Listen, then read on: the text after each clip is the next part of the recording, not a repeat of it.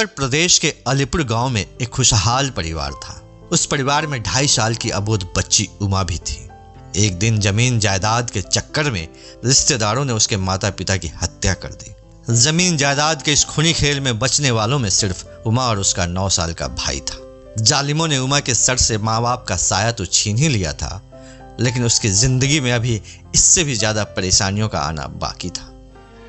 जब वह महज 5 साल की हुई थी, तब उन्हीं रिश्तेदारों ने उसके बड़े भाई हरि को भी मौत के घाट उतार दिया। उस छोटी सी उम्र में उसकी पूरी जिंदगी वीरान हो चुकी थी। वक्त के सितम के आगे किसका चला है जो उस नन्ही सी मासूम बच्ची का चलता। नाजों में पली बच्ची नौकरानी बनने को मजबूर कर दी गई। कभी घर का काम कराया जाता तो कभी किसी रिश्तेदार या परिचित के घर जब शादी होती तो उसे काम वाली के रूप में काम करने के लिए भेज दिया जाता था। लेकिन वो कहते हैं ना कि यह तो तय है कि जिसके भाग्य में कुछ बनना लिखा होता है तो उसके लिए रास्ते खुद ब खुद खुलते चले जाते हैं और पूरी कायनात उसे सफल बनाने में जोर लगा देती है। उमा के साथ भी ऐसा ही हुआ। अचानक एक रोज वह लड़की अपने रिश्तेदार रूपी मालिक का घर छोड़कर बिना किसी सहारे अनजान नगरी मुंबई पहुंच गई। फिर इस माया नगरी में भविष्य तलाशने वाली गांव की उस अनपढ़ लड़की ने अपनी हिम्मत से ऐसी कामयाबी हासिल की जो मिसाल बन गया, और वो भी बिना किसी बैकग्राउंड या प्रोफेशनल ट्रेनिंग के। मगर क्या आप जानते हैं कि गोल मटोल काया वाली यह लड़की फिल्मों में गायिका बनने आई थी, लेकिन बॉलीवुड की पहली महिला कॉमेडियन के रूप में ऐसा दबदबा कायम किया कि उसकी ख्याति चहुं और फैलने लगी। जा रहे हैं, मगर सरकार याद रखिए, इसी डंडे से अगर मैंने बदला ना लिया तो मेरा नाम नजाकत नहीं। यह कहने में कोई गुरेज नहीं है कि उन्होंने जो शोहरत अर्जित किया था वह आज तक किसी महिला कॉमेडियन को हासिल नहीं हो पाई। और आपको यह जानकर भी हैरत होगी कि बीते दौर का लोकप्रिय गीत अफसाना लिख रही हूँ उन्हीं की सुरीली आवाज में बात कर रहा हूँ उस गोल मटोल काया वाली हंसती मुस्कुराती चेहरे वाली टुनटुन की, जिन्हें यह नाम दिया था दिलीप कुमार साहब ने। सागर छलक उठा मेरे सबरो करार का, आंखों में रंग। नमस्कार दोस्तों, मैं विकास सिंह और आप देख रहे हैं फ्लैशबैक मोमेंट्स। माँ बाप के साए से मरहूम और रिश्तेदारों के घर नौकरानी जैसी पली बढ़ी टुनटुन का गांव से मुंबई आकर गायिका बनने का सफर और फिर गायिका से मशहूर कॉमेडियन बनने का सफर बड़ा दिलचस्प है। आज इतने बरस बीत जाने के बाद भी टुनटुन जी का नाम सुनते ही बरबस ओठों पर एक मुस्कुराहट तैर जाती है। क्यों, क्या काम है आदिल से? कुछ राज की बातें करना। अल्लाह तौबा तौबा, क्या जमाना आ गया है। हालांकि इस मशहूर अदाकारा का वास्तविक नाम टुनटुन नहीं था। 11 जुलाई 1923 को जन्मी टुनटुन का नाम उनके माता पिता ने उमा रखा था। एक पंजाबी परिवार में जन्मी टुनटुन का पूरा नाम उमा देवी खत्री था।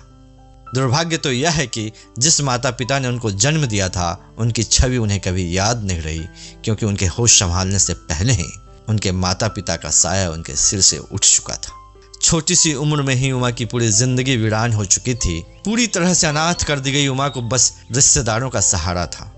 उमा देवी अपने चाचा के घर पलने लगी, लेकिन वहां उनकी स्थिति नौकरानी सरीखी ही थी।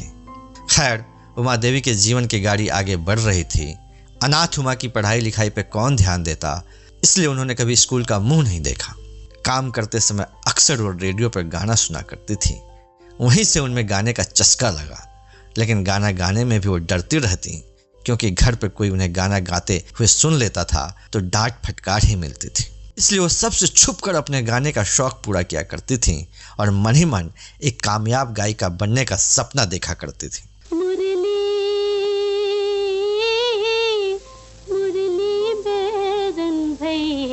किस्मत का खेल देखिए, घरेलू काम के सिलसिले में उमा देवी का दिल्ली के दरियागंज इलाके में रहने वाले एक रिश्तेदार के घर अक्सर जाना आना लगा रहता था। वहीं उनकी मुलाकात अख्तर अब्बास काजी से हुई, जो दिल्ली में आबकारी विभाग में निरीक्षक थे। काजी साहब उमा देवी का सहारा बने। उनका साथ मिलने से उमा देवी का मनोबल बढ़ने लगा और वह अपने भविष्य को लेकर सकारात्मक होने लगी। लेकिन भारत पाकिस्तान के बंटवारे के पूर्व ही काजी साहब लाहौर चले गए। इधर उमा देवी ने भी गायिका बनने का ख्वाब पूरा करने के लिए मुंबई जाने की योजना बना ली।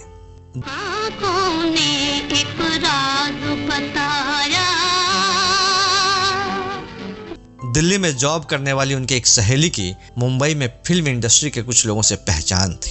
एक बार जब वो गांव आई तो उसने उमा देवी को निर्देशक नितिन बोस के सहायक जब्बाद हुसैन का पता दिया। वर्ष 1946 था और उमा देवी 23 वर्ष की हो चुकी थी। वो किसी तरह हिम्मत जुटाकर गांव से भागकर मुंबई आ गईं। जब्बाद हुसैन ने उन्हें अपने घर में पनाह दी। मुंबई में उमा देवी की दोस्ती अभिनेता और निर्देशक अरुण आहूजा और उनकी पत्नी गायिका निर्मला देवी से हुई, जो मशहूर अभिनेता गोविंदा के माता पिता थे। इस दंपति ने उमा देवी का परिचय कई प्रोड्यूसर और डायरेक्टर से करवाया। उस समय तक अख्तर अब्बास काजी साहब भी मुंबई आ गए और उमा देवी और काजी साहब ने शादी कर ली। उसके बाद उमा देवी काम की तलाश करने लगी। उन्हें कहीं से पता चला कि डायरेक्टर अब्दुल रशीद कारदार फिल्म दर्द बना रहे हैं। उमा उनके स्टूडियो पहुंचकर उनके सामने खड़ी हो गईं। उन्होंने पहले कभी करदार साहब को देखा नहीं था। बेबाक तो बचपन से ही थी। उनसे ही सीधे पूछ बैठी, करदार साहब कहाँ मिलेंगे? मुझे उनकी फिल्म में गाना गाना है। शायद उनका यह बेबाक अंदाज करदार साहब को पसंद आ गया, इसलिए बिना देर के उन्होंने संगीतकार नौशाद के सहायक गुलाम मोहम्मद को बुलाकर उमा देवी का टेस्ट लेने को कह दिया। उस टेस्ट में उमा देवी ने फिल्म जीनत में नूरजहां द्वारा गाया गीत आंधियां गम की यूं चली को गाया।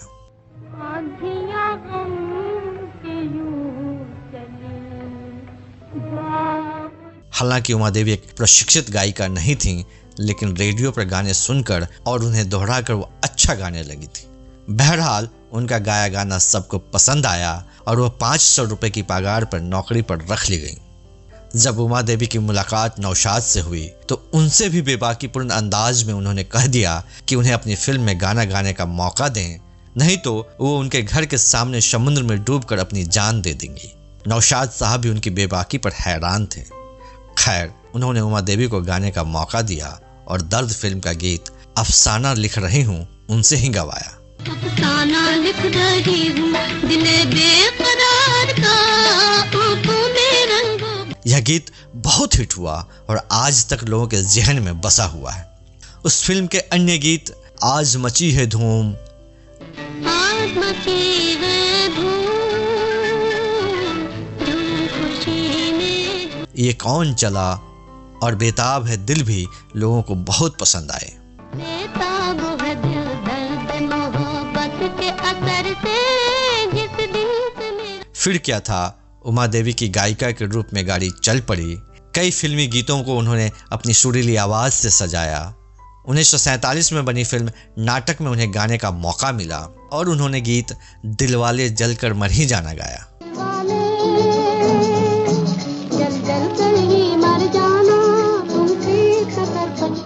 फिर 1948 की फिल्म अनोखी अदा में 2 सोलो गीत गाए, काहे जिया डोले हो कहा नहीं जाए और दिल को लगा के हमने कुछ भी ना पाया।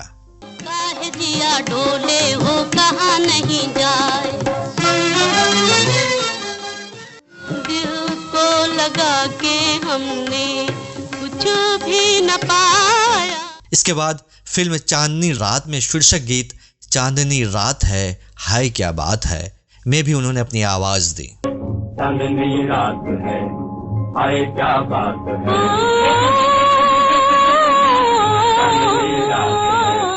उमा देवी को गाने के मौके मिलते रहे और वह गाती रहीं। उन्होंने कई फिल्मों में गाने गाए। उनके द्वारा गाए गीतों की संख्या लगभग 45 के आसपास है। जागे गमे फुरकत लुट जाते हम सरत। समय बीतता चला गया। बच्चों के जन्म के साथ उनकी पारिवारिक जिम्मेदारियां बढ़ रही थीं। नहीं, अरे दूध इधर दे छोरा। तूने असली माँ का दूध पिया, जाला अच्छा कोई मेरे को रोक नहीं। साथ ही लता मंगेशकर और आशा भोसले जैसी संगीत की विधिवत शिक्षा प्राप्त गायिकाओं का बॉलीवुड फिल्म इंडस्ट्री में पदार्पण हो चुका था।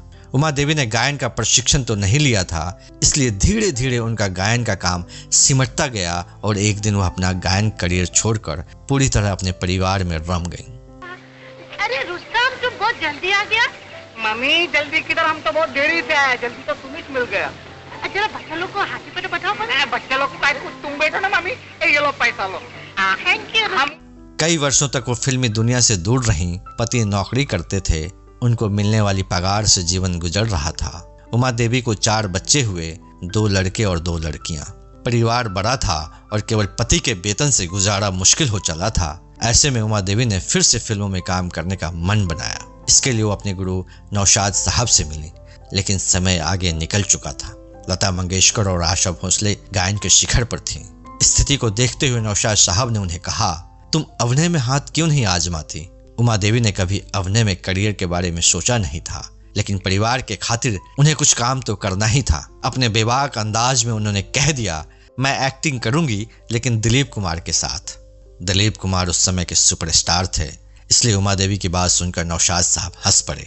लेकिन इसे किस्मत ही कहा जाए कि अपने अभिनय की करियर की शुरुआत उमा देवी ने दिलीप कुमार के साथ ही की। फिल्म थी बाबुल, जिसमें हीरोइन थी नरगिस।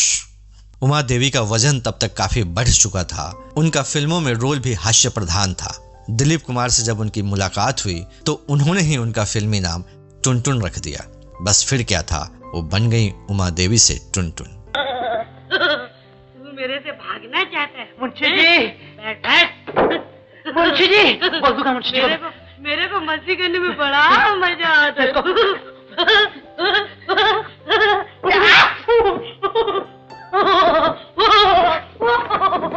फिल्म रिलीज हुई और छोटे से रोल में भी उनके अभिनय को काफी सराहा गया। तेरे को गाना बड़े मजे मजे का आता है। आता था, लेकिन अब तो मैं सब कुछ भूल गया। आपको भी तो गाना आता होगा। उसके बाद आई मशहूर निर्माता, निर्देशक और अभिनेता गुरुदत्त की फिल्म मिस्टर एंड मिस 55, जिसमें उन्होंने अपने अभिनय के जौहर को दिखाया और हर कोई उनका कायल हो गया। प्लीज मेरा बेबी को थोड़ा लो, हम थोड़ा आखिरी पे बैठ के आता। जाओ बाबा, ले बाबा, थैंक यू। इसके बाद उन्हें कई फिल्मों के ऑफर मिले और एक महिला कॉमेडियन के रूप में उन्होंने अपनी अलग पहचान बना ली। टुनटुन जी की ख्याति इतनी बढ़ गई कि फिल्मकार उनके लिए अपनी फिल्मों में विशेष रूप से रोल लिखवाया करते थे और टुनटुन भी हर रोल को अपने शानदार अभिनय से यादगार बना देती थी। उन्होंने उस दौर के लगभग सभी मशहूर कॉमेडियन जैसे भगवान दादा, जॉनी वॉकर, कैस्ट्रो मुखर्जी और मुखर्जी के साथ मिलकर कई बेहतरीन परफॉर्मेंस दिया, जिन्हें कभी भूला नहीं जा सकता। भैया कहाँ हैं? वो तो भैया मिलके शिफ्ट पर गए हैं। वो आएंगे तो मैं चली जाऊंगी। अपनी जिंदगी तो बड़े मजे से कट रही है। मियाँ बीवी मिलके कमाए और ये पौने दर्जन मिलके खाए। लो, इस फौज के कमांडर भी आ गए। उन्होंने उड़न खटोला, बाज, आर पार, बेगुनाह, राजहट, कोहिनूर, उजाला, दिल अपना और प्रीत पढ़ाई, 12 o'clock, नया अंदाज, जाली नोट, एक फूल और चार कांटे, कभी अंधेरा कभी उजाला, अक्लमंद, कश्मीर की कली, मुजरिम, दिल और मोहब्बत, CID, एक बार मुस्कुरा दो और अंदाज जैसी लगभग 200 फिल्मों में काम किया। 70 के दशक के बाद उन्होंने फिल्मों में काम करना कम कर दिया और अधिकांश समय अपने परिवार के साथ गुजारने लगे। उनकी अंतिम फिल्म 1990 में आई कसम धंधे की थी।